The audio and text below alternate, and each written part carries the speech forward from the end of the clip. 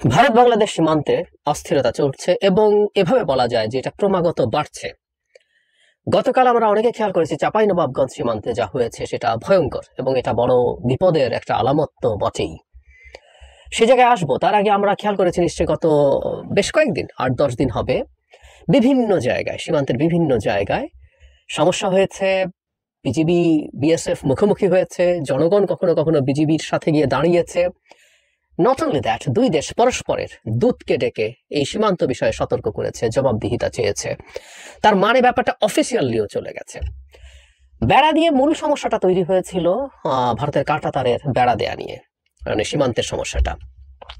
শূন্য রেখা থেকে ১৫০ গজ পর্যন্ত একটা ফাঁকা জায়গা থাকতে হয়, এই মাঝের জায়গাটায় কাঁটাতারের বেড়া দেওয়া যায় না। বাংলাদেশ পক্ষ অভিযোগ করেছে ভারত শূন্য রেখা থেকে ১৫০ গজের মাঝের যে জায়গা সেখানে বেড়া দিচ্ছিল, ফলে বিজিবি বাধা দিয়েছে এবং এই বিজিবির বাধার কারণেই কোনো কোনো জায়গায় ভারত বেড়া নির্মাণ করতে পারেনি এবং এই নির্মাণ করতে গিয়ে বাধার মুখে পড়ে আবার কোনো কোনো জায়গায় তারা সেটা করে উঠতে পারেনি। ফলে একটা উত্তেজনা আসলে চলছিল এবং একটা প্রভোগ করার টেন্ডেন্সি আছে ভারতের দিক থেকে।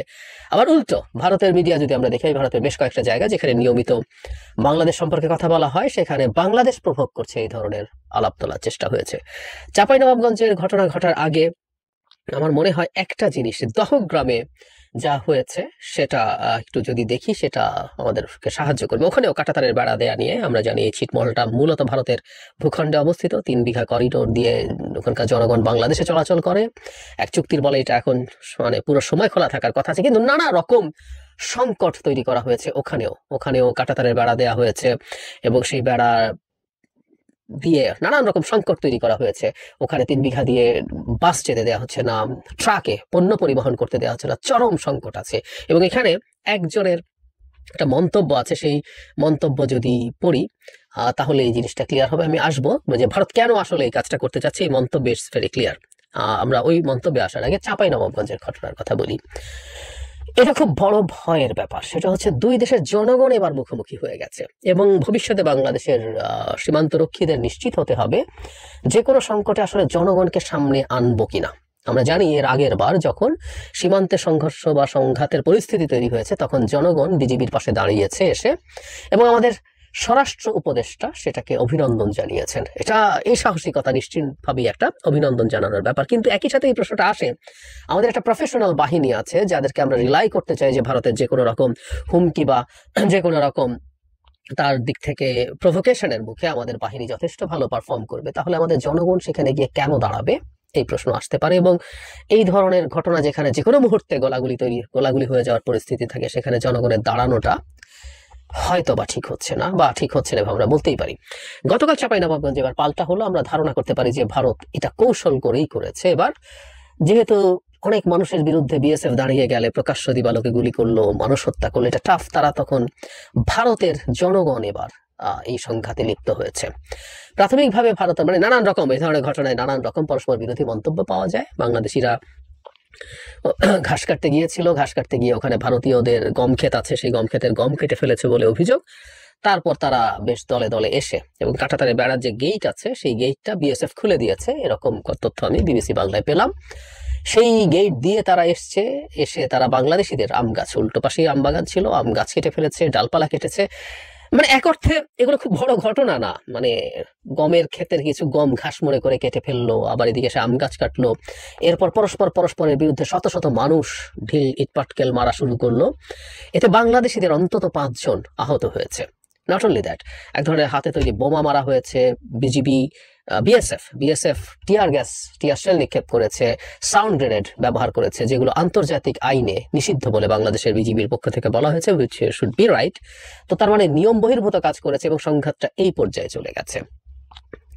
পরস্পর বিরোধী মন্তব্য আছে, বাংলাদেশ পক্ষ এটা কোনোভাবেই স্বীকার করছে না। বাংলাদেশের জনগণ যারা ওখানে ছিলেন তারা দাবি করেছেন যে ভারত থেকে তারা সরাসরি নিজেরাই এসে কোনো রকম কোনো উস্কানি ছাড়াই এই কাজটা করেছে।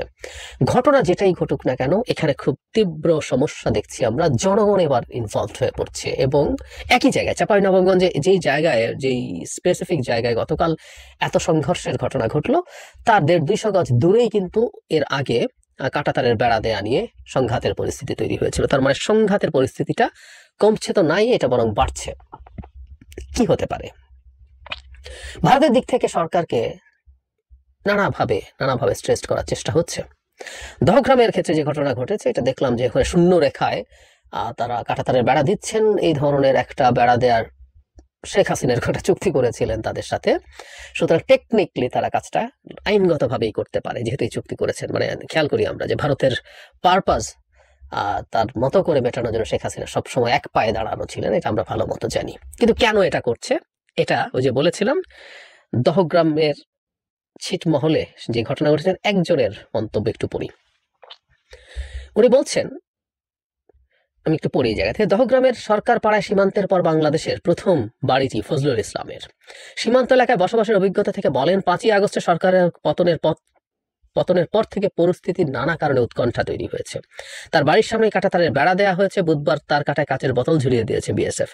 ফজলুল ইসলাম বিবিসিকে বলেন, বাংলাদেশ সরকার পতনের পর ভারত বাংলাদেশ সম্পর্কে যে পরিবর্তনে তার প্রভাব পড়েছে সীমান্তবর্তী দহগ্রামের মানুষের জীবনযাত্রায়। উনি কোট ওনার বক্তব্য পড়ছি, যখন থেকে মনে করেন সরকার পালায় গেল তখন থেকে আমরা খুব কষ্টতে আছি। সমস্যা মনে করেন বেড়া কাটা যে দিল এটা একটা আতঙ্ক। শান্তিভাবে মনে করে 3 বিঘা করিডোর দিয়ে হাট বাজার করতে পারতেছি না। এই বেড়াকাটা দেওয়ার আগে মহিলা মানুষ ভাত নিয়ে যাইতেছে মাঠে, আমরা কাজ করতেছি, ওরা দিতেছে পিটান। তার মানে আমরা খেয়াল করি খুব স্পষ্টভাবেই, এবং যেটা আমরা সবসময় বলতে চাই, সরকার পালায় গেল। শেখ হাসিনা পতনের চাইতে জরুরি কথা, শেখ হাসিনা পালিয়ে গিয়েছিল, সেটা আমরা বলতেই থাকবো, বলে বলে মানুষের স্মৃতিতে এটাকে জীবন্ত রাখবো। যাই হোক, শেখ হাসিনা পালিয়ে যাওয়ার পর থেকে সংকট বাড়ছে। ইনফ্যাক্ট এই রিপোর্টের বিস্তারিত জায়গায় একই ধরনের কথা এখানে উল্লেখ করা আছে। সুতরাং শেখ হাসিনার পতন এবং পালিয়ে যাওয়ার সাথে এই সীমান্তে উত্তেজনার খুব স্পষ্ট যোগাযোগ আছে, এর মধ্যে কোনো কনফিউশনের কিছু নেই। এখনো সীমান্তে ভারত মাঝে মাঝে কিছু কিছু মানুষকে হত্যা করছে, আমাদের সরকার সেটার কঠোর প্রতিবাদ করছে, কিন্তু তারপরও তারা সেটা করছে। সুতরাং এই প্রেক্ষাপটে আমরা ধরেই নিতে পারি যে সরকারকে তারা নানাভাবে প্রভোগ করতে চাইছে। কিন্তু ওই যে বললাম, ভারত আবার উল্টো দাবি করছে। আমি সেই বিখ্যাত বা কুখ্যাত বা আমরা মাঝে মাঝে কথ্য ভাষায় সবকিছুকে ঐতিহাসিক বলি না, ঐতিহাসিক পালকি শর্মা যথারীতি সীমান্ত সংকট নিয়ে তার টেক আছে ফার্স্ট পোস্টে। সেখানে তিনি মানে আমাদের স্বরাষ্ট্র উপদেষ্টাকে এই দায়িত্ব দেওয়াটাকেও একটা প্রভোগ বলে দাবি করছেন, যে তিনি বিজিবির, তখন এটা বিডিআর ছিল, বিডিআর এর চিফ ছিলেন এবং পরবর্তীতে যে বিডিআর ম্যাসাকার সেটার তদন্ত কমিটিতে ছিলেন। এগুলো প্রত্যেকটা তার অযোগ্যতা হিসেবে এখানে সে সামনে আনার চেষ্টা করছে। এবং আমাদের স্বরাষ্ট্র উপদেষ্টা দেশের ইন্টারনাল আবার সেই মানে তাদের বাঘ রচনার মতো মাইনরিটির উপরে টর্চার ইত্যাদি ইত্যাদি নিয়ে তাকে আবার এক হাত নেওয়ার চেষ্টা করলেন। এগুলো করে টোরে কিন্তু বাংলাদেশ প্রভোগ করছে, বলা হচ্ছে যে ভারত সে আইনি পথে কাজ করছে কিন্তু বাংলাদেশ এগুলোতে বাধা দিচ্ছে। এই যে সে তার কাঁটাতারের বেড়া তৈরি করছে, এগুলো প্রত্যেকটা বেআইনি কিছু করছে না, বাংলাদেশের বিএসএফ বিজিবি বরং বাধা দিয়ে প্রভোগ করছে। এবং হুমকি টুমকি তো আছেই যে বাংলাদেশ ভারতের মতো এটার সাথে করে কি করতে পারবে না পারবে। যে কথাটা বলতে চাইছিলাম, আসলে সীমান্ত সংঘাতটা এখন বিপজ্জনক দিকে যাচ্ছে। বিশেষ করে জনগণের মধ্যে যদি এই ধরনের পরিস্থিতি হয়, এটা খুবই খুবই বিপজ্জনক পরিস্থিতি তৈরি করবে। কারণ হলো আমাদের জনগণ বিজিবি বিএসএফ অসীম সংখ্যক ওখানে থাকতে পারে না একটা বর্ডারের কাছাকাছি বসবাস করা মানুষের মধ্যে, এবং এটা চাইলেও সম্ভব না যে তাদের মধ্যে দূরত্ব তৈরি করে রাখা। হয়তো এখন সংকট আছে বলে উভয় পাশে বিডিআর বিজিবি এবং বিএসএফ উভয়ের সংখ্যা বাড়ানো হয়েছে, কিন্তু এই সংখ্যা একইভাবে রেখে দেওয়া যাবে না। কিন্তু জনগণ যদি এই ধরনের সংঘাতে জড়িয়ে পড়ে, এই যে স্মৃতি আছে এটা ক্রমাগত বাড়তে থাকবে, তখন এইগুলো এক সীমান্তে না, এই একই ধরনের ঘটনা আরো অন্যান্য সীমান্তে ছড়িয়ে পড়তে পারে। এটা তখন আর শুধু বিজিবি বিএসএফ উত্তেজনা না, জনগণের সাথে জনগণের উত্তেজনা, মারামারি খুনাখুনি হতে পারে। এবং এই বাহানায় বিএসএফ তার মতো করে গতকাল যেমন টিয়ার গ্যাস এবং সাউন্ড গ্রেনেড ব্যবহার করেছে, এই বাহানায় সে গুলি করে মানুষ হত্যা করতে পারে। এটা আরেকটা উত্তেজনা বা উস্কানি তৈরির চেষ্টা খুব সহজভাবে সম্ভব, শুধু সরকারকে বিব্রত এবং বিরক্ত করার জন্য। এটা একেবারেই অসম্ভব কিছু না। আমি মনে করি আমাদের সীমান্তে যে জনগণ আছে, এটা নিশ্চিতভাবে একটা চমৎকার বীরত্বের প্রদর্শনী, দেশপ্রেমের প্রদর্শনী, যে আমাদের জনগণ একটা সংঘাতের সময় আমাদের সীমান্ত রক্ষীদের সাথে দাঁড়িয়ে আছে। কিন্তু সীমান্ত রক্ষীদের আসলে উচিত হবে না তাদেরকে সেখানে রাখা, মানে তাদের সিকিউরিটির প্রশ্ন। যদি গুলি শুরু হয় তাহলে নিরস্ত্র মানুষগুলো হত্যাকাণ্ডের শিকার হবে, আনট্রেইনড মানুষগুলো, তারা কোনোভাবে ট্রেইন নন। গুলি শুরু হলেও ইনস্ট্যান্টলি কি করতে হয় না হয় সেটা আমাদের সোলজাররা যারা আছেন বিজিবির, তারা সেটা ট্রেইনড। আর একই সাথে জনগণকে সাথে রেখে এটা ফেস করার একটা ভালো দিক যেমন আছে, যে আমার জনগণ আমার সাথে আছে, আমার মনোবল সেটা বুস্ট আপ করে। কিন্তু পাল্টা ভারতের দিক থেকে এখন যা হলো, এটা আরো একটা বড় বিপদের ইন্ডিকেশন তৈরি হয়েছে বলে মনে হয়। বিজেপির উচিত হবে সীমান্ত এলাকায়, চাঁপাইনবাবগঞ্জ তো বটেই, যে কোনো সংঘাতের পরিস্থিতিতে জনগণকে অন্তত যাতে বিজিবির সাথে ওখানে একটা ফোর্স হিসেবে এসে তাকে ভিজিবল না করে, সেটা ভালো হবে বলে আমার এখন বিদ্যমান প্রেক্ষাপটে যা যা ঘটলো। এর আগে যখন জনগণ দাঁড়িয়েছে সেটাকে আমি একটা পয়েন্ট অফ ভিউ থেকে খুব ভালো লেগেছে, আমি সেটা বলেছি যে ভারতের প্রতি মানুষের বিরুদ্ধে বাংলাদেশের অবস্থান ধরে রাখার জন্য, সার্বভৌমতা ধরে রাখার জন্য মানুষ এতটাই আবেগ আপ্লুত যে সে তার মৃত্যু হতে পারে এরকম একটা ঝুঁকির মধ্যে অস্ত্র ছাড়াই দাঁড়িয়ে যায়। অবশ্য অস্ত্র ছিল না, মানে হাতে কাস্তে ছিল, এটাকে পালকি শর্মা তার টেইকে আলাদা করে দেখাচ্ছে, বাংলাদেশিরা বিরাট অস্ত্র শস্ত্র নিয়ে হাজির হয়েছে এসবও দেখাচ্ছে।